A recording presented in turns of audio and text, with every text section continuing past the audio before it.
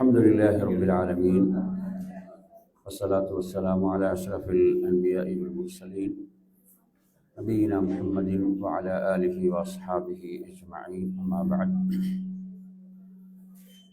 அன்பிற்குரிய சகோதரர்களே, தாய்மார்களே, சகோதரிகளே, அஸ்ஸலாமு அலைக்கும் வரஹ்மத்துல்லாஹி வபரகாத்துஹு.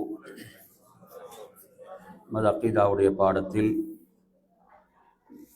நாம் இமாம் இப்னு அபி ஸைதுல் கைரவானி ரஹிமஹுல்லாஹ் அவர்களுடைய அகீதா தொகுப்பை படித்து வருகிறோம். அதில் நாம் சென்ற வகுப்பிலே இறுதியாக பார்த்தது பக்கம் 51, இறை தூதர்களை பற்றி நம்பிக்கை கொள்ளக்கூடிய பகுதி. இது ஒருவர் இறை தூதர்களில் ஒரு இறை தூதரை நம்பிக்கை கொள்ளாவிட்டாலும் அவர் காஃபிராகி விடுவார் என்றால் அல்லாஹ்வால் அனுப்பப்பட்ட அனைத்து இறை தூதர்களையும் நம்பிக்கை கொள்ள வேண்டும். அதிலும் முஹம்மது ஸல்லல்லாஹு அலைஹி வஸல்லம் அவர்களை பொறுத்தவரையில் அவர்கள் ஒட்டுமொத்த உலகிற்கும் தூதராக அனுப்பப்பட்டார்கள். அதேபோன்று அவர்கள் இறுதி தூதராக அனுப்பப்பட்டார்கள் என்பவைகளையெல்லாம் சேர்த்து நம்பிக்கை கொள்ள வேண்டும். அதில் இப்போது நாம் அந்த தொடரில் 52வது பக்கத்திலே நீங்கள் பார்க்கலாம். فَجَعَلَهُ آخِرَ الْمُرْسَلِينَ بَشِيرًا وَنَذِيرًا. அல்லாஹு தஆலா இந்த இறுதி தூதருடைய தூதுத்துவத்தை அல்லாஹ் எப்படி ஆக்கினான் என்றால், அவர்கள் நன்மாராயம் கூறக்கூடியவர்களாகவும் எச்சரிப்பவர்களாகவும் அல்லாஹ் அவர்களை அனுப்பினான். இதில் நீங்கள் பார்க்கலாம், அதனுடைய விளக்கத்தில் பஷீரன் லி அஹ்லில் கைர், அதாவது நன்மை செய்வோருக்கு நன்மாராயம் கூறக்கூடியவர்களாக, வநதீரன் லி அஹ்லி ஷர், தீமை செய்வோருக்கு எச்சரிப்பவர்களாக அவர்கள் இறுதி தூதர் அனுப்பப்பட்டார்கள். வதாஇயன் இலல்லாஹி பிஇذனிஹி வசிராஜம் முனீரா, அல்லாஹுடைய அனுமதியோடு அல்லாஹுவின் பால் அழைப்பவராக, அதேபோன்று அவர்கள் ஒரு ஒளி விளக்காக அல்லாஹ் அவர்களை அனுப்பினான். இங்கு சிராஜன் என்பதை நீங்கள் பார்க்கலாம். அதாவது அல்லாஹு தஆலா அவர் மூலமாக இருள்களில் இருந்து ஒளியின் பால் மக்களை வெளியேற்றக்கூடியவராக அவர்கள் திகழ்ந்தார்கள். முனீரன் என்று சொல்லுகின்ற போது, அதாவது ஈமான், ஹிதாயத், வஹி என்ற பிரகாசத்தின் மூலமாக அவர்களை என்ன செய்தார்கள், நல்வழிப்படுத்தினார்கள் என்பதை இங்கு விளக்கத்திலே குறிப்பிடுகின்றார்கள். அன்ஸல அலைஹி கிதாபஹுல் ஹக்கீம், அதே போன்று ஞானமிக்க வேதத்தை அல்லாஹ் அவருக்கு அருளினான். எனவே வேதங்கள் தொடர்பான அந்த நம்பிக்கை, வேதங்கள் தொடர்பான நம்பிக்கையையும் இங்கு அவர்கள் குறிப்பிடுகின்றார்கள். எனவே அல்லாஹ்வின் தூதர் ஸல்லல்லாஹு அலைஹி வஸல்லம் அவர்களுக்கு இறுதி வேதமாக திருக்குர்ஆன் அருளப்பெற்றது. அதற்கு முன்னரும் பல வேதங்கள் அருளப்பெற்றன. அந்த வேதங்களை எல்லாம் நாம் நம்பிக்கை கொள்ள வேண்டும். அதில் ஒன்றை நிராகரித்தாலும் அவன் காஃபிராகி விடுவான். ஏன்னா அல்லாஹ்வுடைய வார்த்தைகள், அல்லாஹ்வுடைய கலாம். எனவே இதில் இந்த விளக்கத்தில் நாம் பார்க்கின்ற போது பார்க்கலாம், 4வது குறிப்பை நீங்கள் பாருங்கள். அதாவது அல்லதி ஹுவ அஅஸமுல் குதுப், வேதங்களிலே மகத்தானதாக திருக்குர்ஆன் திகழ்ந்து கொண்டிருக்கிறது. அதே போன்று அதற்கு முன்னர் அருளப்பெற்ற வேதங்களுக்கு பாதுகாப்பாக திருக்குர்ஆன் இருக்கிறது. அந்த திருக்குர்ஆனுக்கு முன்னாலோ பின்னாலோ அசத்தியம் என்பது வரமாட்டாது. அது ஞானமிக்க புகழுக்குரிய அல்லாஹ்விடமிருந்து அருளப்பெற்றது. அது கியாமத்துடைய அந்த நாள், அதற்கு முன்னர் வரை அது நிலைத்திருக்கக்கூடியது. அப்போது அந்த கியாமத்துக்கு முன்னர் தான் அது உயர்த்தப்படும் என்பதையும் இங்கு குறிப்பிடுகின்றார்கள். இதெல்லாம் இதனுடைய நம்பிக்கையோடு சார்ந்த விடயங்கள். சரி, அதே போன்று அடுத்து பாருங்கள், வஷரஹ பிஹி தீனஹுல் கவீம் வஹதா பிஹி அஸ்ஸிராத்தல் முஸ்தகீம்.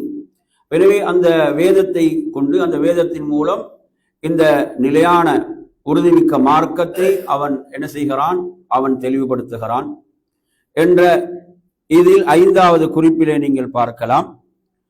அதாவது ஃபஹுவல்லதி பையனத்தீன், அவன் தான் இந்த வேதத்தை, இந்த மார்க்கத்தை என்ன செய்கிறான், தெளிவாக விளக்குகிறான். அல்லாஹ் சொல்கிறான், வனஸ்ஸல்னா அலைக்கல் கிதாப திப்யானன் லிகுல்லி ஷை வஹுதன் வரஹ்மத்தன் வபுஷ்ரா லில் முஸ்லிமீன். நாம் உமக்கு வேதத்தை அருளினோம், அனைத்துக்கும் அது விளக்கம் அளிக்கக்கூடியதாக இருக்கிறது, அனைத்துக்கும் விளக்கமாக அது இருக்கிறது, அது நேர்வழியாக இருக்கிறது, ரஹ்மத்தாக இருக்கிறது, முஸ்லீம்களுக்கு நன்மாராயமாக இருக்கிறது என்று சூரத்து நஹலுடைய 89வது வசனத்தில் அல்லாஹ் குறிப்பிடுகின்றான். அதை இந்த அடிக்குறிப்பில் நீங்கள் பார்க்கலாம். எனவே அல் குர்ஆன் என்பது அனைத்துக்கும் விளக்கமாக இருந்து கொண்டிருக்கிறது. கியாமத்து நாள் வரை மனிதர்களுக்கு என்னென்ன அதாவது தேவைகள், வழிகாட்டல்கள் வேண்டுமோ அவைகளுக்கெல்லாம் அது விளக்கமாக இருந்து கொண்டிருக்கிறது. எனவே உண்மையில் அந்த குர்ஆனுடைய இல்ம் யாரிடமெல்லாம் இருக்கிறதோ அவர்கள் நிச்சயமாக அந்த விளக்கத்தை பெற்றுக்கொள்வார்கள். அதே போன்று அல்லாஹு தஆலா சொல்கிறான், வலா யஅதூனக பிமஸலின் இல்லா ஜினாக பில் ஹக்கி வ அஹ்ஸன தஃப்ஸீரா. சூரத்துல் ஃபுர்கானுடைய 33வது வசனம். அவர்கள் உம்மிடம் எவ்வாறான உதாரணங்களை கொண்டு வந்தாலும் அதைவிட சத்தியத்தை கொண்டு அழகிய விளக்கங்களை உம்மிடம் நாம் கொண்டு வராமல் இல்லை என்று அல்லாஹு தஆலா குறிப்பிடுகின்றான். எனவே அது சத்தியமாக அழகிய விளக்கங்களை கொண்டதாக குர்ஆன் இருக்கிறது. இது எங்க வருது? சூரத்துல் ஃபுர்கானுடைய 33வது வசனம். எனவே நறுமையான சகோதரர்களே, அதே போன்று சுன்னா என்பது குர்ஆனுக்கு விளக்கமாக இருந்து கொண்டிருக்கிறது என்பதை குறிப்பிடுகின்றார்கள். அதுக்கு ஆதாரமாக இந்த வசனத்தை கொண்டு வராங்க. சூரத்துன் நஹலுடைய 44வது வசனம். வஅன்ஸல்னா இலைக ذிக்ர லிதுபய்யின லின்னாஸி மா நுஸில இலைஹிம் வலஅல்லஹும் யதஃபக்கரூன். நாம் உமக்கு இந்த திக்ரை, இந்த வேதத்தை அருளினோம், அதை கொண்டு நீர் என்ன செய்யணும், உமக்கு அருளப்படுவதை கொண்டு மக்களுக்கு நீர் விளக்க வேண்டும் என்பதற்காக, அதன் மூலம் மக்கள் நல்லுணர்வு பெறலாம், சிந்திக்கலாம் என்று ரப்புல் ஆலமீன் குறிப்பிடுகின்றார். எனவே அல்லாஹ்வின் தூதர் ஸல்லல்லாஹு அலைஹி வஸல்லம் அவர்கள் அந்த குர்ஆனை மக்களுக்கு தேவைக்கு ஏற்ப விளக்கினார்கள் என்பதையும் நாம் புரிந்து கொள்ள வேண்டும். சரி, எனவே இது இந்த வேதங்களோடு தொடர்பட்ட, குறிப்பாக குர்ஆனோடு தொடர்பட்ட நம்பிக்கையாக இருந்து கொண்டு இருக்கிறது. அடுத்து நாம் வருவோம், வஅன்ன ஸாஅத ஆதியத்துல் லா ரைப ஃபீஹா என்று இமாம் அவர்கள் குறிப்பிடுகின்றார்கள். இப்ப மறுமை என்பது சந்தேகத்துக்கிடமின்றி அது நிகழ்ந்தே தீரும், அது நிகழ்ந்தே தீரும். இப்ப இந்த குறிப்புல பாத்தீங்கன்னா நிறைய விளக்கங்களை கீழே சொல்றார். அந்த விளக்கங்களை தான் நாங்க இப்ப பார்க்க போறோம் இல்லைங்களா. இதற்கு அவர் நிறைய விளக்கங்களை ஷேக் சாலிஹ் அல் ஃபௌசான் ஹஃபிஸஹுல்லாஹ் அவர்கள் இந்த விரிவுரையிலே குறிப்பிடுகின்றார்கள். அந்த விளக்கங்களை இப்போது நாம் பார்ப்போம். அதுல பாருங்க, 6வது குறிப்பிலிருந்து இது ஆரம்பிக்குது. கிதாபை எடுத்தீங்களா? எல்லாரும் போன்ல இருக்குதா? கிதாபை எடுத்தீங்களா? என்ன விஷயம்? மின் உசூலில் ஈமான். அப்ப ஈமானுடைய அடிப்படையில் என்றும் உள்ளதுதான், அதாவது இறுதி நாளை பற்றிய நம்பிக்கை. அதாவது எவர் இந்த இறுதி நாளை நிராகரிக்கிறானோ அவன் காஃபிர். இறுதி நாளை மறுப்பவன் யாரு? காஃபிர். நீங்க எடுத்தீங்களா, இஸ்லாமிய வரலாற்றில் தோன்றிய வழிகட்ட அமைப்புகளை நீங்கள் எடுத்தாலும் அந்த வழிகட்ட அமைப்புகள் இறுதி நாளை மறுக்கவில்லை, நிராகரிக்கவில்லை. அவர்கள் பல விடயங்களுக்கு தவறான வியாக்கியானங்களை கொடுத்தாலும், தவறான தவீல்களை செய்தாலும் அவர்கள் மறுக்கவில்லை என்பதை நாம் பார்க்கின்றோம். எனவே நறுமையான சகோதரர்களே, இதை நிராகரித்தவர்கள் யாரு? முஸ்லிக்கீன்கள், மக்கா காபிர்கள் இதை நிராகரித்தார்கள். எனவே இது அவருடைய குஃபுரில் இன்னொரு படி என்னது அதிகமானதாக இது மாறியது. எனவே யாரெல்லாம் நான் முஸ்லிம் என்று சொல்லிக்கொண்டு அந்த மறுமையில் எழுப்பப்படுவதை மறுப்பாராக இருந்தால் தீர்ப்பு என்ன? அவன் யாரு? அவன் காஃபிர். ஏன்? அவன் அல்லாஹுவையும் அல்லாஹுடைய தூதரையும் அந்த முஸ்லிம்களுடைய இஜ்மா அவனுக்கு பொய்ப்பிக்கின்றான். இஸ்லாம் ஈமானுடைய அடிப்படைகளோட அடிப்படை அவன் மறுக்கக்கூடியவனாக இருக்கிறான். எனவே நறுமையான சகோதரர்களே, அப்ப மறுமை என்று சொல்கின்ற போது இந்த உலகத்துக்கு பிறகு நிகழக்கூடிய அந்த நாளாகும். இந்த துன்யா என்பது முதலாவதாக இருக்கிறது, அதற்கு பிறகு கியாமத் என்பது இறுதியானதாக இருந்து கொண்டிருக்கிறது. எனவே ஃபலா புத்த மினல் ஈமான், அதை கட்டாயம் நம்பிக்கை கொண்டே ஆக வேண்டும். அதற்காக ஒவ்வொருவரும் தன்னை தயார்படுத்திக் கொள்ள வேண்டும். அதற்காக ஒவ்வொருவரும் 53ஆம் பக்கத்துல நீங்க பார்க்கலாம் 53ஆம் பக்கத்துல அந்த அடிக்குறிப்புல பாருங்க. அந்த அடிக்குறிப்பு நாங்க முதல்ல அந்த 53ஆம் பக்கத்துல ஆரம்பத்தான் பார்த்துட்டு போறோம்.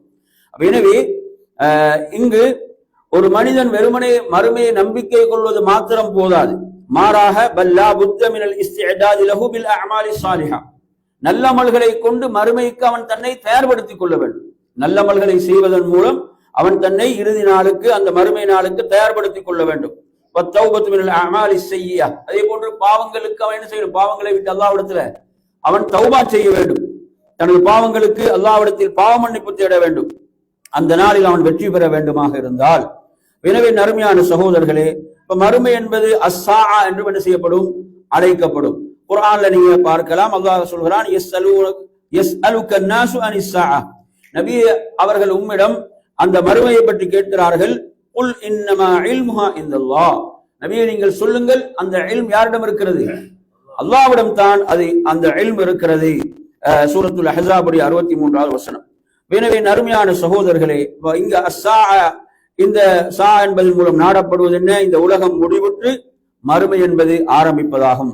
அதே போன்று பாருங்கள், வசனத்தை கொடுக்கிறாங்க. சூரத்து நஹலுடைய 74வது வசனம், வமா அம்ரு ஸாஅத்தி இல்லா கலாம்ஹில் பஸர் அவ் ஹுவ அக்ரப் இன்னல்லாஹ அலா குல்லி ஷைஇன் கதீர். மறுமை என்ற அந்த நிகழ்வை பொறுத்தவரையில அது கண்ணிமைக்கும் நேரத்தில் என்ன செய்துவிடும், நிகழ்ந்துவிடும். அதை விட நெருக்கமானதாக இருக்கும். அவ் ஹுவ அக்ரப், சுப்ஹானல்லாஹ், அதை விடவும் நெருக்கமானதாக இருக்கும். இன்னல்லாஹ அலா குல்லி ஷைஇன் கதீர், நிச்சயமாக அல்லாஹ் யாவற்றின் மீதும் பேராற்றல் மிக்கவன். எனவே அவன் ஆக என்று சொன்னால் ஆகிவிடும். அன்பிற்குரிய சகோதரர்களே, அப்ப அது எப்போது நிகழும் என்ற இல்ம் அல்லாஹ்விடம் தான் இருக்கிறது. அது அல்லாஹ்வை தவிர வேறு யாரும் அறிய மாட்டார்கள். அதே போன்று அல்லாஹ்வுடைய தூதர் ஸல்லல்லாஹு அலைஹி வஸல்லம் சொன்னார்கள், அது நிகழக்கூடிய நாள் ஜும்மாவுடைய நாள். எப்படி சொன்னாங்க, ஜும்மாவுடைய நாளில் மறுமை நிகழும் என்று அல்லாஹ்வுடைய தூதர் ஸல்லல்லாஹு அலைஹி வஸல்லம் குறிப்பிட்டாங்க. இந்த செய்தி அந்த அந்த 1ஆம் நம்பரை பாருங்க. 1ஆம் நம்பர்னா கீழே நீங்க பாத்தீங்கன்னா தெரியும், முஸ்லிம்ல 854. அதே போன்று அல்லாஹு தஆலா குர்ஆன்ல சொல்கிறான், இது சூரத் முஹம்மதுடைய 18வது வசனம், ஃபஹல் யன்துரூன இல்ல ஸாஅ அன் தஅதியஹும் பக்ததன் ஃபகத் ஜாஅ அஷ்ராத்துஹா.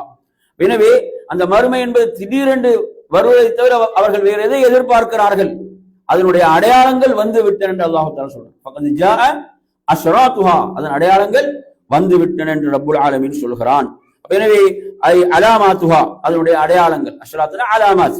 இங்க அலாமாத்தை வந்து 3ஆக பிரிக்கிறார். எத்தனையாக பிரிக்கிறாரு, 3ஆக பிரிக்கின்றார் ஷேக் ஸாலிஹ் ஃபௌஸான் ஹஃபிதுல்லாஹ். அது நம்ம சொல்ற அலாமாத்து யஸீரா என்ன, சின்ன அடையாளங்கள், சிறிய அடையாளங்கள். வ அலாமாத்தும் முத்தவஸ்ஸிதா, நடுத்தரமான அடையாளங்கள். வ அலாமாத்தும் கபீரா, பெரிய அடையாளங்கள் என்று 3ஆக இங்கே அவர் அதை பிரித்து சொல்கிறார். அதே போன்று வஹாதிஹில் அலாமாத்து மின்ஹா மா ஹஸல், அதில் சில அடையாளங்கள் நிகழ்ந்து விட்டன. என்ன செய்து விட்டன, நிகழ்ந்து விட்ட அடையாளங்களும் உண்டு. அதில் தான் நாங்க பார்க்கலாம், அதாவது நபி ஸல்லல்லாஹு அலைஹி வஸல்லம் வருகை. அல்லாஹ்வுடைய தூதர் எப்படி சொல்றாங்க, இந்த ஹதீஸ் எங்க வருது, புகாரியில வருது. கீழே பாருங்க, 4936 வரக்கூடிய செய்தி. அல்லாஹ்வுடைய தூதர் சொல்கிறார்கள், புயிஸ்து வஸ்ஸாஅ கஹாத்தைன், புயிஸ்து வஸ்ஸாஅ கஹாத்தைன் வ அஷார பி இஸ்பஹி அஸ்ஸபாவ வல் உஸ்தா. பி இஸ்பஹி என்ற இரண்டு அந்த விரல்கள், இரண்டு விரல்களை ரசூலுல்லாஹ் இவ்வாறு சைகை செய்து, நானும் மறுமையும் இவ்வாறு அனுப்பப்பட்டிருக்கிறோம் என்று அல்லாஹ்வுடைய தூதர் சொல்றான். எனவே இறுதி தூதருடைய வருகை என்பது அது எதற்கான அடையாளம், மறுமைக்கான அடையாளம் என்பதை நாம் புரிந்து கொள்ள வேண்டும். எனவே நறுமையான சகோதரர்களே, அதே போன்று நடுத்தரமான அடையாளங்கள், அதில் நிகழ்ந்து விட்டவைகள் ஒன்று. அதே போன்று இன்னும் எஞ்சிருக்கக்கூடிய பெரிய அடையாளங்கள். அந்த பெரிய அடையாளங்களை பொறுத்தவரையில அவைகள் நிகழ ஆரம்பித்து விட்டால் தொடர்ந்து என்ன செய்துவிடும், நிகழ்ந்து விடும். புரியுது அவன் சொல்றது. ஒரு மாலை எடுத்தீங்கன்னா அது ஒரு மணியை கழட்டினா எப்படி அவைகள் எல்லாம் விழுந்து விடும் என்று சொல்ல அப்படி சொல்றாங்க. அந்த அந்த மாதிரி தொடர்ச்சியாக ஒவ்வொன்றாக என்ன செய்துவிடும், தொடர்ச்சியாக நிகழ்ந்து விடும். எனவே அதுல குறிப்பிடும் போது பாருங்க, அதாவது ஹுரூஜ் ஷம்ஸி மின் மக்ரிபிஹா என்று குறிப்பிடுறாங்க. அந்த அந்த நம்பரை பாத்தீங்கன்னா கீழே அந்த ஹதீஸ் கொடுக்கப்பட்டிருக்கு. எங்க அந்த ஹதீஸ் வருது என்பது கொடுக்கப்பட்டிருக்கு. அதாவது சூரியன் மேற்கில் உதித்தல். அதே போன்று ஹுரூஜ் தாப்பா, அதாவது அந்த அதிசயமான பிராணி என்பது வெளிப்படுதல். அதை பொறுத்தவரையில அதனுடைய சில விஷயங்களையும் அதில் குறிப்பிடுகின்றார்கள். அது என்ன செய்யும், மக்களுடைய நெற்றியில காஃபிர் மூமின் என்று எழுதக்கூடியதாக இருக்கும். அதே போன்று அது என்ன செய்யும், காஃபிர்களுடைய மூக்கில் ஒரு அடையாளத்தை இடும், முஸ்லிம்களுடைய முகத்தில் பிரகாசத்தை ஏற்படுத்தும் என்று வரக்கூடிய செய்திகள் ஹதீஸ்கள் இருக்கிறது. அதே போன்று அது என்ன செய்யும், மக்களோடு பேசும். குர்ஆன் அல்லாஹு தஆலா சொல்லும் போது அப்படித்தான் சொல்கிறான். அது துகல்லிமுஹும் என்று அல்லாஹு தஆலா சொல்கிறான். யா காஃபிர் யா முஸ்லிம் என்றெல்லாம் அழைக்கும் என்ற விடயங்கள். எனவே பெரிய அடையாளங்கள் எடுத்தீங்கன்னா, பெரிய அடையாளங்கள்ல குர்ஆன்ல கூறப்பட்ட அடையாளங்கள்ல இந்த அதிசய பிராணி சம்பந்தமான விஷயம் சூரத்துல் நம்ல குறிப்பிடப்படுவதை நீங்கள் பார்க்கலாம். அடுத்து நீங்க பாருங்க, அது சொல்றார், அதாவது ஹுரூஜ் யஜூஜ் மஜூஜ், அந்த யஜூஜ் மஜூஜ் வெளிப்படுதல், அது தொடர்பான ஹதீஸ் கீழே கொடுத்தீங்க பாருங்க, முஸ்லிம்ல வரக்கூடிய செய்தி. அந்த யஜூஜ் மஜூஜை பொறுத்தவரையில அவர்கள் ஆதம் அலைஹிஸ்ஸலாத்துடைய மக்களில் நின்றும் உள்ள ஒரு கூட்டத்தினர், ஆதம் அலைஹிஸ்ஸலாத்துடைய பிள்ளைகள் நின்றும் உள்ள ஒரு கூட்டத்தினர். அவர்கள் பேசுவது என்ன செய்யல, அந்த மக்கள் சொல்லும் போது, துல்கர்னைனிடம் சொல்லும் போது அவர்கள் பேசுவது நமக்கு என்ன செய்யவில்லை, விளங்கவில்லை. அவர்கள் பூமியில குழப்பத்தை ஏற்படுத்தி கொண்டிருக்கிறார்கள். எனவே துல்கர்னைன் என்ன செய்யறாரு, ஒரு பெரிய ஒரு பயணத்தை மேற்கொள்கிறார். உலகத்தை சுற்றி வருகின்ற அந்த பயணம், அதில் அந்த மக்கள் சொல்கிறார்கள், அவர்கள் மிக பெரும் குழப்பத்தை விளைவித்துக் கொண்டிருக்கிறார்கள், எனவே ஒரு தடுப்பு சுவரை ஏற்படுத்துங்கள் என்று அவரிடம் கேட்டபோது அவர் ஒரு தடுப்பு சுவரை என்ன செய்கிறார், அவர் ஏற்படுத்துகிறார். அவருக்கு அல்லாஹ் வழங்கிய அந்த ஆட்சி அதிகாரத்தின் மூலம் அந்த மக்கள் அவருக்கு அதற்கு உதவி செய்தார்கள். எனவே அதை அமைத்து விட்டு அவர்கள் சொன்னார்கள், இதை அவர்கள் துளை போடக்கூட முடியாது, சக்தி பெற மாட்டார்கள் என்று சொல்லிவிட்டு, எனவே அவ்வாறான ஒரு தடுப்பு சுவரை அவர்கள் ஏற்படுத்துகிறார்கள். பிறகு சொல்கிறார்கள், அதாவது அல்லாஹுடைய அனுமதியோடு அதை அவர்கள் செய்வாங்க, அது தூள் தூளாக்கப்படும். அப்போது அவர்கள் வெளியேறுவார்கள். அப்போது நிகழக்கூடாதவைகள் நிகழும். இதை அல்லாஹ் அவங்க சொல்லிட்டு, இதை செய்துவிட்டு அவங்க சொன்ன விஷயம் என்ன, ரஹ்மத்தும் மிர் ரப்பி என்று தான் சொன்னார்கள். அவங்க எப்படி சொன்னாங்க, இதான் ஒரு மூமினுடைய பண்பு.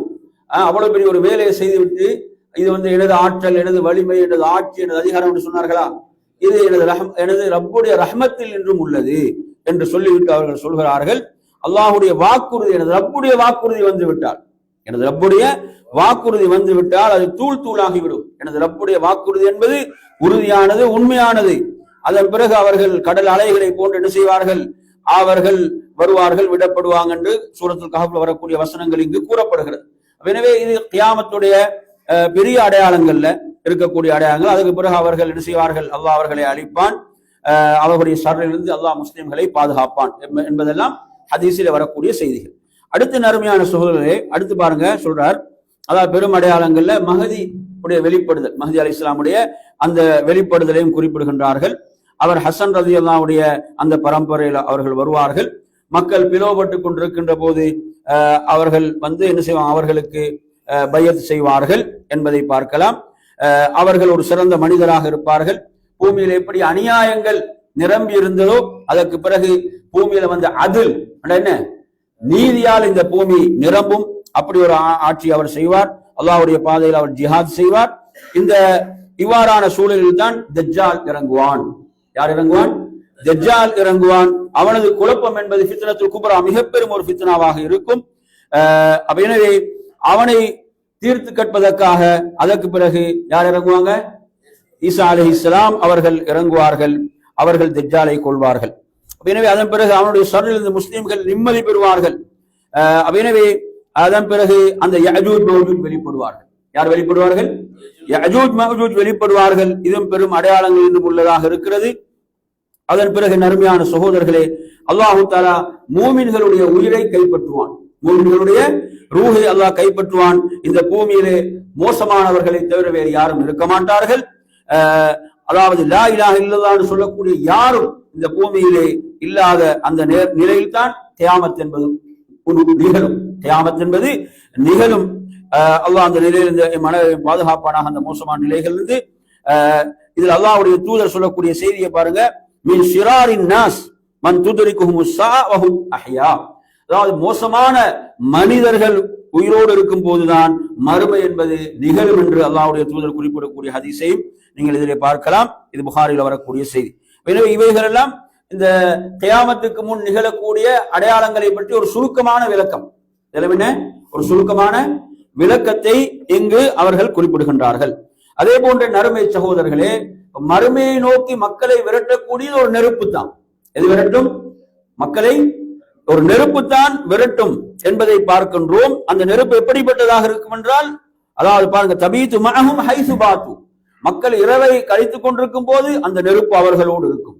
பகலில் அந்த நெருப்பு அவர்களோடு இருக்கும், அந்த நெருப்பு அவர்களை விடாது. சுப்ஹானல்லாஹ், அந்த நெருப்பு அவர்களை விடாது, விரட்டி கொண்டே இருக்கும். சுப்ஹானல்லாஹ். அருமையான சகோதரர்களே, எனவே அந்த நெருப்பு அவர்களை மஹ்ஷரிலே ஒன்று சேர்க்கும். அது அதிலிருந்து அதில் என்ற அந்த யமன் உள்ள அதில் என்ற பகுதியில் அது வெளிப்படும், புறப்படும் என்பதை ஹதீஸ்கள்ல பார்க்கின்றோம். எனவே இது அல்லாஹ்வுடைய தூதர் அந்த மறுமையுடைய அந்த அடையாளங்களை இறுதியாக நிகழக்கூடிய அடையாளமாக இதை குறிப்பிட்டார்கள். இந்த பெரும் அடையாளங்கள சிலவைகள் குர்ஆனிலும் கூறப்பட்டு இருக்கின்றன. அதே போன்ற நறுமையான சகோதரர்களே, மறுமை எப்போது நிகழும் என்பதை அல்லாஹ்வை தவிர வேறு யாரும் அறிய மாட்டார்கள் என்று சில பொய்யர்கள் அதற்கு நாள் குறித்தாலும், அந்த தஜாஜிலாக்கள் அதற்கு நாட்களை குறித்தாலும் அதெல்லாம் பொய்கள், வெறும் கற்பனைகள். அந்த நாள் எப்போது நிகழும் என்பதை அல்லாஹ்வை தவிர வேறு யாரும் அறிய மாட்டார்கள். வல் மலாயிகத்து லா யஅலமூன், யாரும் அறிய மாட்டாங்க. மலக்குகள் அறிய மாட்டார்கள். வர் ருசுலு லா யஅலமூன், இறை தூதர்கள் அறிய மாட்டார்கள். எனவே அவர்களை அறியாத போது இவர்கள் எப்படி அறிவார்கள்? ஏனையவர்கள் எப்படி அறிந்து கொள்ள முடியும்? எனவே இதெல்லாம் பொய்கள், இவைகள் எல்லாம் பொய்கள். என் அருமையான சகோதரர்களை, யாராவது இந்த நாள்ல தான் மறுமை நிகழும் என்றால் அவைகளை நாங்கள் பொருட்படுத்த வேண்டியதில் அவைகள் எல்லாம் பொய்கள். எனவே அல்லாஹ்வுடைய தூதரிடம் ஒரு மனிதர் கேட்கிறார், மத்தஸ்ஸா, மறுமை எப்போது நிகழும் என்று கேட்கிறார். கேட்கும் போது அல்லாஹ்வுடைய தூதர் திருப்பி கேட்டது, அதற்காக நீ என்ன தயாரித்து இருக்கிறாய்? இங்க மிக முக்கியமானது எப்போது நிகழும் அந்த நாள் அல்ல, ஒவ்வொருவரும் அதற்காக தன்னை என்ன செய்ய வேண்டியிருக்கிறது? தன்னை தயார்படுத்திக் கொள்ள வேண்டி இருக்கிறது. அதுதான் இங்கு ஒவ்வொருடமிருந்து வேண்டப்படக்கூடிய விஷயம். இதைத்தான் இறை தூதர்கள் போதித்தார்கள். மறுமைக்காக உங்களை நீங்கள் தயார்படுத்திக் கொள்ளுங்கள். இங்கு முக்கியம் அது எப்போது நிகழும் என்பதல்ல, அதற்காக ஒவ்வொருவரும் தன்னை தயார்படுத்திக் கொள்ளுங்கள். உண்மையில் அது எப்போது நிகழும் என்பதை அறிந்து கொள்வதில் ஏதாவது நன்மை இருந்தால் நிச்சயமாக அல்லாஹ் என்ன செய்திருப்பான்? அதை அறிவித்திருப்பான். அதில் ஏதாவது நன்மை இருந்தால். இங்கு அதில் எந்த நன்மையும் இல்லை. நன்மை எதில் இருக்கிறது? ஒவ்வொருவரும் அந்த நாளுக்காக தன்னை என்ன செய்ய வேண்டும்? தயார்படுத்திக் கொள்ள வேண்டும். எனவே அருமையான சகோதரர்களே, அந்த அடிப்படையில இங்கு நீங்கள் பார்க்கலாம். அதாவது அல்லாஹ்வுடைய தூதர் ஸல்லல்லாஹு அலைஹி வஸல்லம் அவர்களிடம் காஃபிர்கள் கேட்கிறார்கள். காஃபிர்கள் பல தடவைகள் மறுமையை நிராகரிக்கக்கூடிய காஃபிர்கள் எப்போது நிகழும் என்றுதான் கேட்டுக்கொண்டிருந்தார்கள். அந்த நாளை நம்பிக்கை கொள்ளவில்லை, அதற்கு தங்களை தயார்படுத்திக் கொள்ளவில்லை. அல்லாஹ் சொல்கிறான், எப்படி? குல் இன்னமா இல்முஹா இன்த ரப்பி, மறுமை எப்போது நிகழும் என்று கேட்கிறார் நபியை, நீங்கள் சொல்லுங்கள், எனது ரப்பிடம் தான் அந்த இல்மு இருக்கிறது, எப்போது நிகழும் என்ற அந்த ஞானம் இருக்கிறது, அதை அவன் தான் அந்த உரிய நேரத்திலே வெளிப்படுத்துவான் என்பதை சூரத்துல் ஆராஃபுடைய 187 வசனத்திலே நீங்கள் பார்க்கலாம். எனவே இங்கு தூதர்களுடைய, இறை தூதர்களுடைய பணி என்னது? அது எப்போது நிகழும் என்று நாள் குறிப்பதல்ல, மாறாக அவர்கள் தௌஹீதின் பால் மக்களை அழைத்தார்கள், அல்லாஹுவை வணங்குவதின் பால் மக்களை அழைத்தார்கள், நல்ல அமல்களின் பால் மக்களை அழைத்தார்கள். அவர்களை அந்த மக்களை ஷிர்க்கை விட்டு இறை தூதர்கள் தடுத்தார்கள், குஃப்ரை விட்டு தடுத்தார்கள், பாவங்களை விட்டு தடுத்தார்கள். இதுதான் தூதர்களுடைய பணியாக இருந்தது. அல்லாஹு தஆலா மற்றும் ஒரு வசனத்திலே சொல்கிறான், யஸ்அலுகன் நாசு அனிஸ்ஸாஅ, மக்கள் உங்களிடம் மறுமையை பற்றி கேட்கிறார்கள், குல் இன்னமா இல்முஹா இன்தல்லாஹ், அந்த இல்ம் யாரிடம் இருக்கிறது? அல்லாஹ்விடமே இருக்கிறது என்று சொல்லிவிட்டு, வமா யுத்ரீக லஅல்ல ஸாஅ தகூனு கரீபா, மறுமை நெருங்கி விட்டது என்பதை நீங்கள் எவ்வாறு அறிவீர்கள் என்று அல்லாஹு தஆலா சொல்வதிலிருந்து அது நெருங்கி விட்டது என்பதுதான். எனவே நறுமையான சகோதரர்களே, இங்கு அடுத்ததாக பாருங்க, மூன்றாவது, அதாவது 63வது அந்த அஹ்ஸாபுடைய 63வது வசனம் அடுத்து என்ன சொல்றாருண்டா, அதாவது வகியாமு ஸாஅத்தில் குப்ரா யஹ்ஷுரு அன்-நாஸ் ஜமீஅன், அந்த பெரிய மறுமை என்பது அனைவரும் சந்தித்தே ஆக வேண்டும், அனைவருக்கும் நிகழக்கூடியது. ஆனால் ஒவ்வொரு தனி மனிதனுக்கும் மறுமை என்பது எப்படி நிகழ்கிறது? ஒவ்வொரு தனி மனிதனுக்கும் எப்படி சொல்றாரு பாருங்க. அதாவது வாமா பின் நிஸ்பத்தில் அஃராத் ஃபகுல்லு மன் மாத ஃபகத் காமத் கியாமத்து, ஒருத்தர் மரணித்து விட்டாலே அவருக்கு கியாமத் என்பது நிகழ்ந்து விட்டது, அவருடைய கியாமத் என்பது செய்து விட்டது, நிகழ்ந்து விட்டது, ஆரம்பித்து விட்டது. எனவே அவரது மறுமை என்பது நிகழ்ந்து விட்டது என்பதை புரிந்து கொள்ள வேண்டும். ஹதீஸ்களை நாங்கள் அதை பார்க்கிறோம். எனவே அவர் உலகத்திலே இருந்த அவரது வாழ்க்கை முடிந்து விட்டால் அவரது உலக வாழ்வு முடிந்து விட்டது. அவர் பர்ஸஹுடைய வாழ்க்கைக்குள் நுழைந்து விட்டார். அது துன்யாவுக்கும் ஆஹிராவுக்கும் மத்தியில் உள்ள ஒரு வாழ்க்கையாக அந்த வாழ்க்கை இருந்து கொண்டிருக்கிறது. எனவே நறுமையான சகோதரர்களே, அந்த அடிப்படையில அதன் பிறகு அந்த கியாமத் நிகழ்ந்த பிறகுள்ள விடயங்களை பொறுத்தவரையில், அதாவது சுவர்க்கம், நரகம், அதே போன்று விசாரணை, தண்டனை, அதே போன்று என்ன செய்து தராசுகள், அவர்களுடைய ஏடுகள் என்ன செய்யப்படுது, வழங்கப்படுதல் என்று அவங்களோட நல்லவர்களாக இருந்த வலக்கரத்திலும் தீவர்கள இடக்கரத்தில் வழங்கப்படுவதெல்லாம் நாங்கள் என்ன செய்ய வேண்டிய விஷயங்கள். மறுமையோடு தொடர்பட்ட நம்பிக்கை கொள்ள வேண்டிய விஷயங்கள். புரியுது அவங்க சொல்றது? வஹாதா குல்லுஹு மின் உமூரில் கியாமா. அப்ப இதெல்லாம் என்ன? அந்த கியாமத் மறுமையுடைய நிகழ்வுகள் என்றும் உள்ளவைகள். அதே போன்று சிராத் என்ற அந்த பாலம் அது என்ன செய்யப்படும்? நரகத்துக்கு மேல் அந்த பாலம் என்ன செய்யப்படும்? போடப்படும். அதன் மீது என்ன செய்வார்கள்? மக்கள் அதை கடந்துதான் ஆக வேண்டும், கடந்துதான் செல்ல வேண்டும். இவற்றையெல்லாம் நாம் நம்பிக்கை கொள்வது என்ன? வாஜிப் இல்லையா? கட்டாயம். மறுமையுடைய நிகழ்வுகளாக குர்ஆனும் சுன்னாவும் நமக்கு எவைகளை கற்றுத்தந்தனவோ அவற்றை நாம் நம்பிக்கை கொள்வது வாஜிபாக கட்டாயமாக இருக்கிறது. அவைகள் விஷயத்தில் நாங்கள் எந்த ஒரு சந்தேகத்தையும் செய்யக்கூடாது, ஏற்படுத்திக் கொள்ளக்கூடாது. எனவே இந்த மறுமையில் நாளை நிராகரித்தவர்கள், மறுமையில் எழுப்பப்படுவதை நிராகரித்தவர்கள் யாருதான்? அவர்கள் காஃபிர்கள், முஷ்ரிக்குகள். ஏன்? அவர்கள் அல்லாஹுடைய அந்த வல்லமையை சரியாக புரிந்து கொள்ளவில்லை, அல்லாஹுடைய பேராற்றலை அவர்கள் சரியாக புரிந்து கொள்ளவில்லை. அவர்கள் அதை மனிதர்களுடைய சக்தியோடு ஒப்பிட்டார்கள். அல்லாஹுடைய சக்தியை எப்படி பார்க்கிறாங்க? ஏதோ மனித சக்தி மாதிரி அவர்கள் பார்க்கின்றார்கள். எப்படி இந்த மனிதன் மரணித்து அவன் அடக்கப்பட்ட பிறகு, மண்ணோடு மண்ணாக உத்தி போன பிறகு அவன் எப்படி எழுப்பப்படலாம், அவன் எப்படி எழுப்பப்பட முடியும் என்று அற்பமான அவனது சிந்தனையின் மூலம் இப்படி அவர்கள் சிந்தித்த காரணத்தால் இதை மறுத்தார்கள். அல்லாஹ் இதற்கு குர்ஆனிலே பல பதில்களை சொல்கிறான். குர்ஆன்ல பாருங்க, சூரத்து சாஃபாத் 16வது வசனம். அவர்கள் கேட்கிறார்கள், நாம் மரணித்து மண்ணோடு மண்ணாகி விட்டால் நாம் மறுபடியும் எழுப்பப்படுவோமா என்று கேட்கிறார்கள். நறுமையான சகோதரர்களை, அதே போன்று சூரத்துல் இஸ்ரா 49வது வசனம், நாங்கள் மண்ணோடு மண்ணாகி போன பிறகு நாம் ஒரு புது படைப்பாக மறுபடியும் எழுப்பப்படுவோமா என்று கேட்கிறார்கள். இவைகளுக்கெல்லாம் பதில் ஆரம்பத்தில் படைத்த ரப்புல் ஆலமீன் அவர்களை மறுபடியும் அவர்களை எழுப்புவான், படைப்பான் என்பதுதான். குர்ஆன் இதற்கு நிறைய ஆதாரங்களை வழங்கி கொண்டிருக்கிறது. அந்த ஆதாரங்களை பாருங்க, அந்த வசனங்கள்ல சூரத்து ஃபுஸ்ஸிலத்துடைய 39வது வசனம். இந்த பூமி வறண்டு போன பிறகு அல்லாஹ்வுடைய அத்தாட்சி என்று உள்ளதாக அல்லாஹ் தஆலா சொல்கிறான். என்ன செய்கிறது? மழை பொழிகிறது. அந்த மழையின் மூலம் என்ன செய்கிறது? அந்த பூமி பசுமையாக மாறுகிறது. இவ்வாறுதான் அல்லாஹ் மரணித்தவர்களை உயிர்ப்பிப்பான் என்று அல்லாஹ் தஆலா சொல்லிவிட்டு அல்லாஹ் யாவற்றின் மீதும் பேராற்றல் மிக்கவன் என்று சொல்கிறான். அதே போன்ற நறுமையான சகோதரர்களை, அடுத்து பாருங்கள், இந்த மண்ணால் படைக்கப்பட்ட இந்த மனிதன் இல்லையா, மண் தானே மனிதனுடைய மூலம், அதில்தான் படைக்கப்பட்டான். எவ்வாறு அந்த எனது பயிர்கள் முளைக்கிறதோ அது போன்று இந்த உடல் முளைக்கும். அல்லாஹு தஆலா குர்ஆன்ல சொல்லும் போது சொல்றான், கத் அலிம்னா மா தன்குசுல் அர்து மின்ஹும் வ இந்தனா கிதாபுன் ஹஃபீஸ். அதாவது இந்த பூமி எவ்வளவு இந்த உடலிலிருந்து குறைத்து இருக்கிறது என்பதை நாம் அறிவோம். அது நமது தெளிவான பாதுகாப்பான ஈட்டிலே இருக்கிறது என்று ரப்புல் ஆலமீன் சொல்கிறான். சூரத்துல் காஃபுடைய 4வது வசனம். சுப்ஹானல்லாஹ், அல்லாஹு தஆலா என்ன செய்யக்கூடியவன்? மறுபடியும் அனைவரையும் எழுப்பக்கூடியவன் என்பதற்கு இவ்வாறான அற்புதமான ஆதாரங்கள் குர்ஆனின் மூலம் வழங்கப்படுகின்றன. அதே போன்று அல்லாஹு தஆலா சொல்கிறான், இன்னொரு கோணத்தில் அல்லாஹு தஆலா சொல்கிறான் என்ன? அல்லாஹுடைய படைப்பினங்கள்ல பிரமாண்டமான படைப்புகள். இது நமக்கு எதை சொல்லித் தருகிறது? அல்லாஹுடைய பேராற்றலை. லஹல்குஸ் ஸமாவாதி வல் அர்தி அக்பரு மின் ஹல்கின் நாஸ். மனிதர்களை படைப்பதை விட இந்த வானங்கள் பூமியை படைப்பது என்பது ஒரு பெரிதான ஒன்றாக இருக்கிறது. மனிதர்களில் ஒரு பெரும் படைப்பாக இது இருந்து கொண்டிருக்கிறது. சுப்ஹானல்லாஹ். எனவே மனிதர்கள் அதிகமானவர்கள் இதை என்ன செய்யார்கள்? அறிய மாட்டார்கள் என்று அல்லாஹு தஆலா சொல்கிறான்.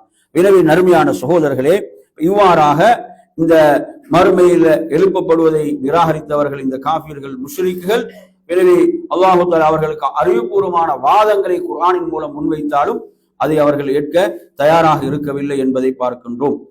அதே போன்று ஆனால் அஹ்லுல் ஈமான், ஈமானுடையவர்களை பொறுத்தவரையில் அல்லாஹுடைய பேராற்றலை நன்கு அறிந்தவர்களாக இருக்கிறார்கள்.